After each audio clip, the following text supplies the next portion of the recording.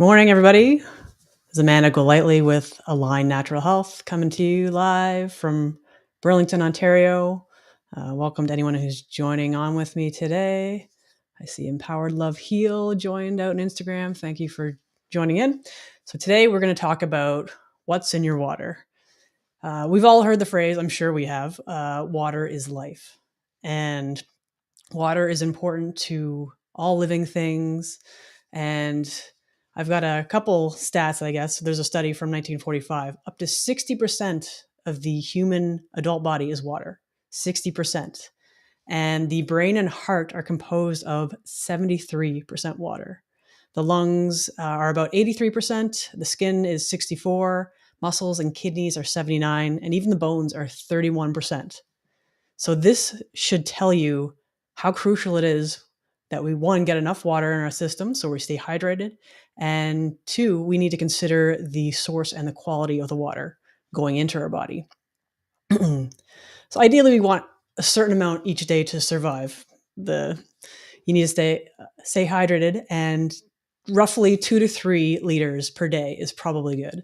And it doesn't necessarily have to come from drinking per se. It could be in your food, whatever you're eating. That will also contain water in it as well. So the functions that having enough water in our system helps serve, every cell in our body has a certain consistency of water, and it helps many bodily functions, as I said. It regulates our internal body temperature, and this helps with our sweating and respiration. It's very important for digestion. It helps in the process of flushing out waste and toxins through the body, through the urine and bowel. And it acts as a shock absorber for our brain, spinal cord, and if there is a baby or fetus. It helps form saliva, and it can even help lubricate the joints. These are so many important things in our body. And if you're not drinking enough water, you're going to have an issue with constipation. It's such a simple thing that we can do every day, making sure we're getting enough water in to help move things along in our system. And if you're having issues with constipation, this could be a simple thing you could try to help resolve that. So there are many different types of water out there. Does anyone have like a favorite type that they like to drink? Anyone out there? There could be just simple as city tap water, mineral water, bottled water, spring water. There's well water, depending on where you live, and even distilled. There are some options for purifying water, which could include carbon filters. There could be people have the jugs, which also have different filters in them as well, under the sink option, or in a whole house filter system.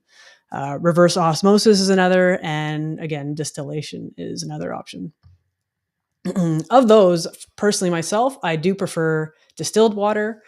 It actually removes everything from the water: bacteria, parasites, particles, any debris, any contaminants in there. It does remove minerals as well, but if that's something you're concerned about, that's something I'm going to address a little later on. So what can be in your water? The most common toxins that are found in water are fluoride. And fluoride is something that will calcify your pineal gland. This disrupts your endocrine function, and it also makes it this hard residue on the outside of your teeth. And it gives the impression that your teeth are stronger, but they're actually weaker on the inside. So that's something to consider. We recently had a client who went to the dentist and was told to use a toothpaste that had, I believe it was 5,000 parts per million of fluoride in it to help with his teeth. And we're just dumbfounded by that, because one, fluoride is a neurotoxin, and that can affect your brain and your functions that way. So just to have something like that put into your system. And I know the response sometimes will be that, well, you're not swallowing it or absorbing it, but anything that goes on your skin, anything that goes in your mouth, that's quite enough to put this stuff in. I heard a while ago that the minerals that people stress about not getting in distilled water actually aren't that usable by the body anyway. Yeah, I believe that's the case. But I mean, if that's something you're concerned about, just add in minerals that you can get at your health food store, or even just consuming Himalayan salt or sea salt. That can be helpful. So back to the fluoride. That's something that you want to consider. is there fluoride in your water? And I mean, there are other sources as well, like I just mentioned, toothpaste, but these are other areas you can look at yourself if you decide to. Arsenic is another, aluminum, lead, plastics. Plastics are a big one, depending on what you're drinking your water out of as well. Because if you're drinking bottled water, especially if that water, you don't know what that water bottle took, like the route that it took to get to you. What was that process? Was it on a truck that was hot?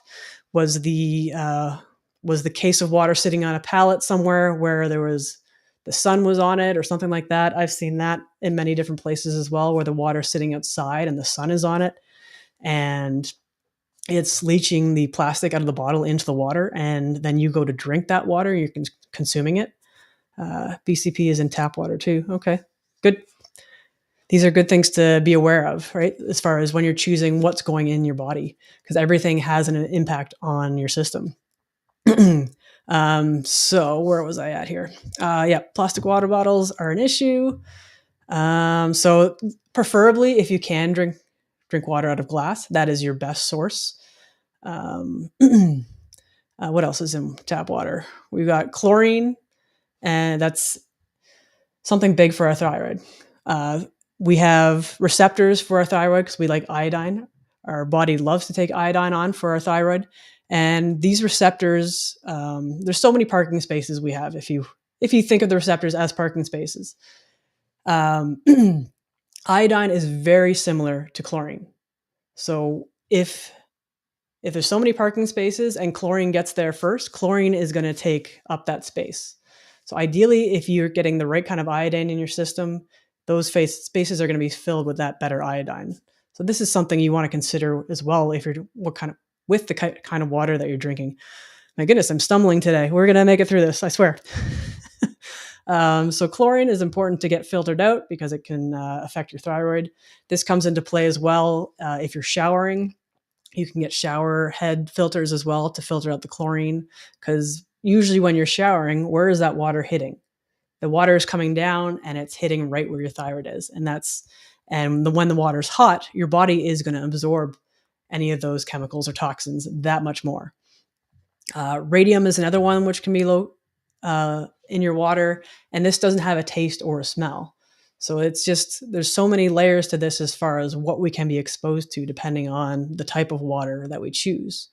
I know for the States, if you want to find out what's in your water nearby, you can go to ewg.org. That's the Environmental Working Group. They have a great resource where you can type in your, I want to say area code. I know that's not it. Zip code is for you guys down there in the States. You can type that in and you can find out what's going on in your area. The best I found here up in Canada, they do have local testing that they do often, and they do list all the things that they find in the water. So I don't know how accurate that is. I know they don't do it all the time, but it's just something to consider, like, of the things that they are finding.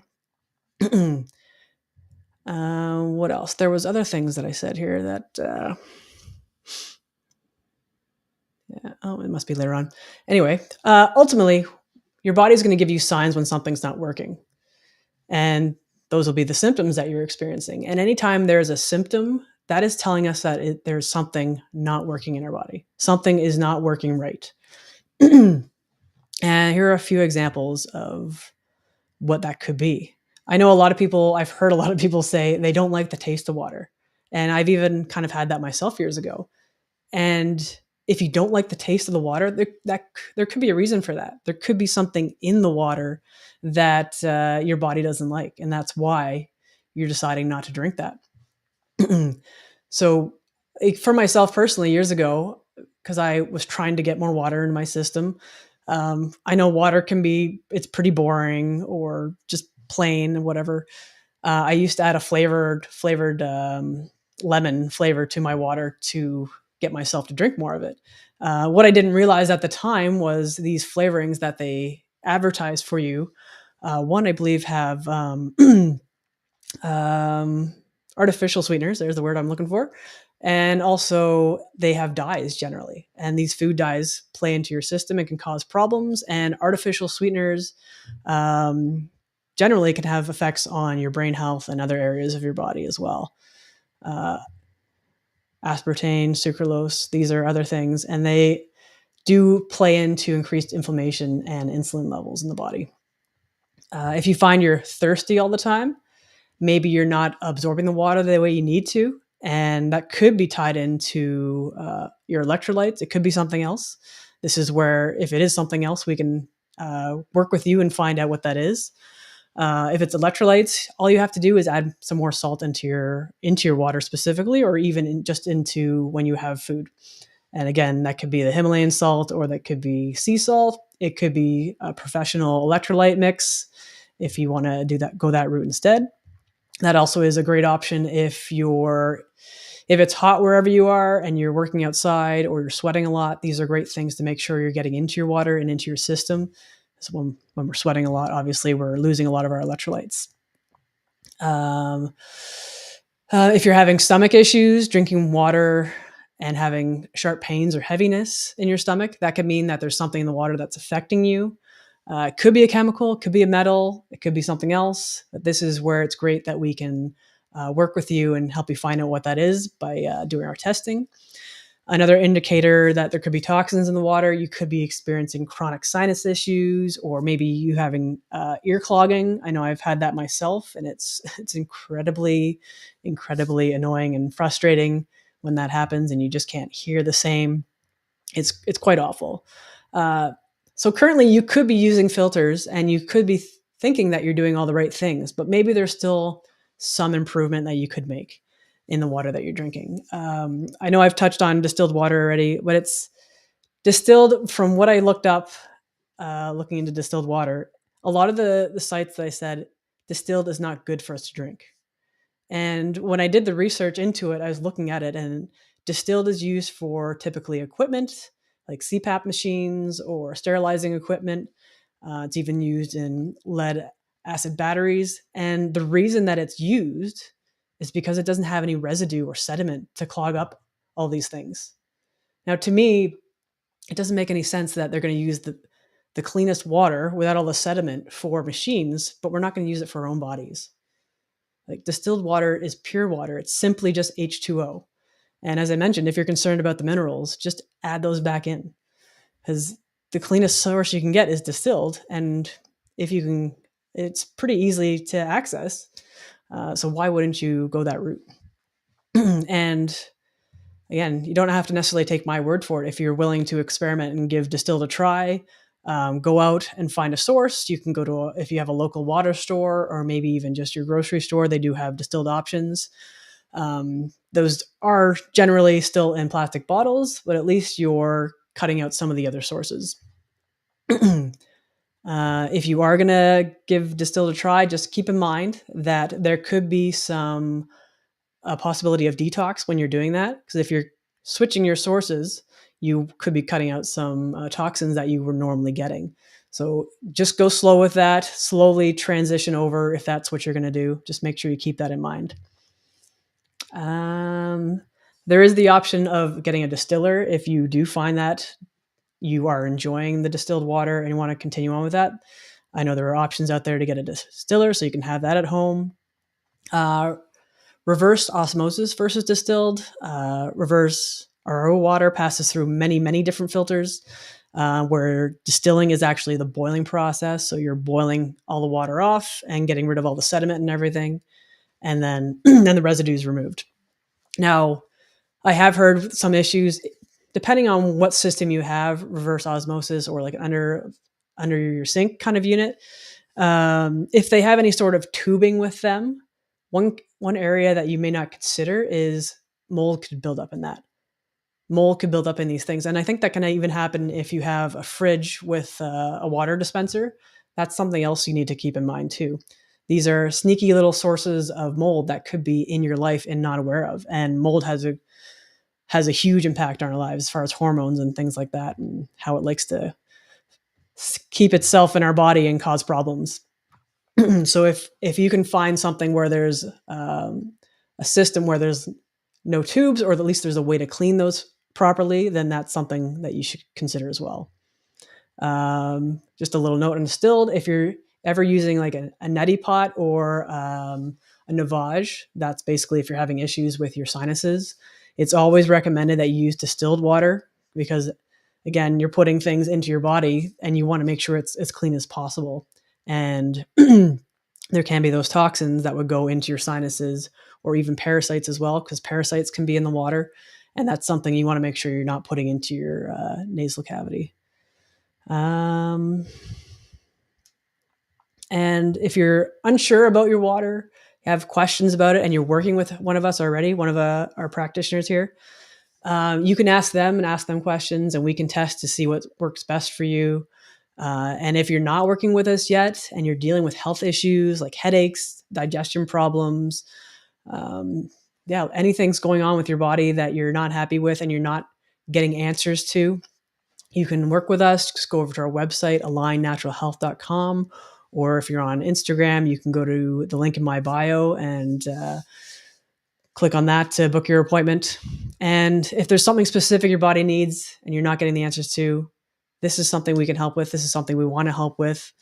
It's very important to get the answers. I know sometimes you go to your doctor and you're either dismissed or told it's nothing, that kind of thing. We're here to listen to you and hear about everything that you're experiencing, everything you've gone through. We want to know as much information, and we're here to listen so we can help you find the answers that you need. So I hope you found this valuable. If you think it's valuable for someone else in your life that you know, please share it with them. That would be very much appreciated. I'm Amanda Golightly with Align Natural Health. Have a great day and live well naturally.